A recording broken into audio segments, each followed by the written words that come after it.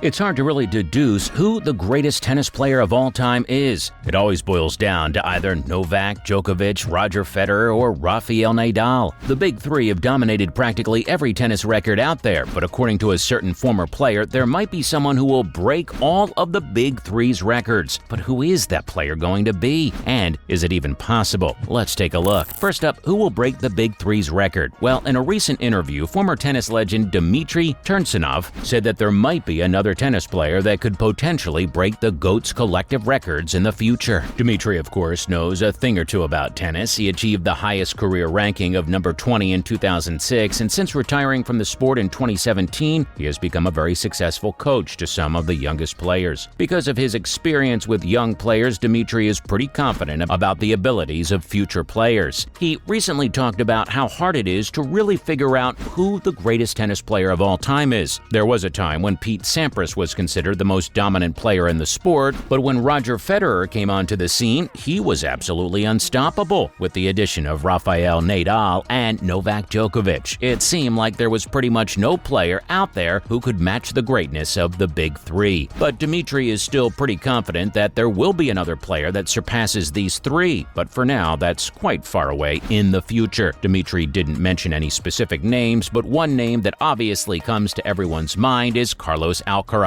But with his recent injury and performance slumps, that might not end up happening at the moment. In all honesty, there will likely be another player that can surpass these three in the future. We just don't know who it is. Up next, what are some of Roger Federer's most impressive records? The big three consists of some highly talented players, but out of the three, Roger Federer is likely the undisputed leader. During his prime, Roger Federer was practically an unbeatable player. Federer has appeared in 31 Masters tours, and in those 31 appearances, he won 20 times. That's only second to Novak Djokovic, but with much fewer appearances. If we're talking about the total number of matches, the Swiss legend has won a total of 369 matches, a record far from being beaten by anyone. Djokovic's total wins are 334. One of his records that might not be too safe right now is his Wimbledon record. Federer has won a record 8 Wimbledon titles. In comparison, Novak Djokovic has won 7. So if the Serb can remain in form for 2 more years, he could definitely beat that record. But even if that ends up being broken, there are still more than a few records that Federer holds. His most unbreakable record is probably the most consecutive weeks spent at number 1. No one knocked Federer off the top of the list for 237 consecutive weeks. The only person who comes close is Jimmy Connors, who spent 160 weeks without being interrupted. In total, he has spent 310 weeks at number 1, which is second only to Novak Djokovic. But now that Federer has retired, the true competition among the big three is between Novak Djokovic and Rafael Nadal. With that said, we still don't know exactly who's likely to be considered the GOAT between the two. Now let's look at how Novak Djokovic and Rafael Nadal compare. First, who holds the win record?